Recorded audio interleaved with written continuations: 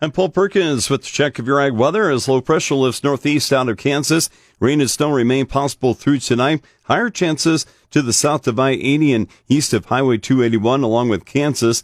The rain and snow of today changes to snow by tonight when colder air mixes in. A second round of snow and rain is possible tomorrow through tomorrow night over far southern Nebraska and Kansas. On the backside of low pressure over the northern plains, we could see locations north of I-80s see a little light snow for Saturday morning. Total snow accumulations are likely to range from a dusting to an inch, possibly localized amounts up to 2 inches. Areas from north central Kansas to southeast Nebraska may see no snow accumulation due to precipitation falling mostly as rain. Seasonal highs in the upper 30s to the mid 40s continue all the way through Saturday. A ridge of high pressure leads to sunshine for the weekend through Wednesday.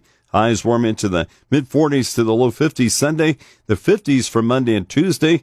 A cold front from the northeast dropping our highs for Wednesday back into the mid-40s to the low 50s. There are changes in the long-term forecast. Nebraska and Kansas temperatures still likely to remain warmer than normal the mid to late part of next week. By next weekend through January 21st, Nebraska and Kansas temperatures expected to be seasonal or near normal. Nebraska and Kansas precipitation now indicated to be mostly above normal Tuesday through January 21st.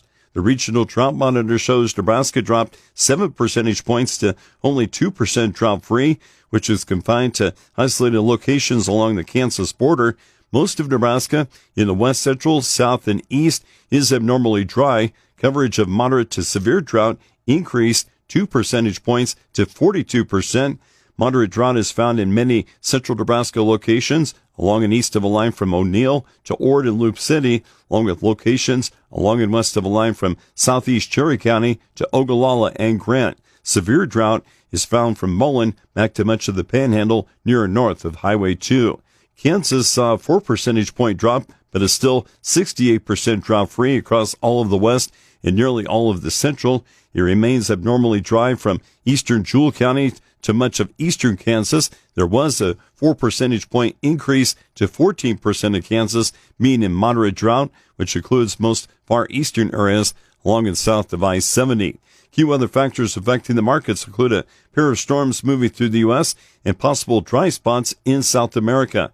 Back-to-back storms emerging from the western U.S. result in widespread precipitation. The lead storm crossing the Central Plains today reaches the Great Lakes early tomorrow. Most of the precipitation falls as rain, but snow may accumulate in the upper Great Lakes states and nearby areas. The trailing storm tracks across the lower Mississippi Valley tomorrow night before stalling over the Great Lakes this weekend. That could result in severe weather across the south tomorrow and Saturday, along with rainfall totals of 2 to 4 inches or more from the central Gulf Coast to the southern Appalachians. Also, heavy weekend snow blankets portions of the Great Lakes states, including northern lower Michigan.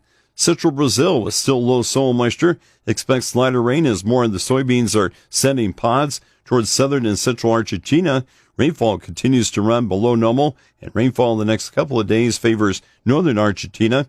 Heat stress has been minimal so far in central and southern Argentina, but the area may need to be watched for falling crop conditions of developing corn and soybeans. With your check of ag weather, I'm Paul Perkins.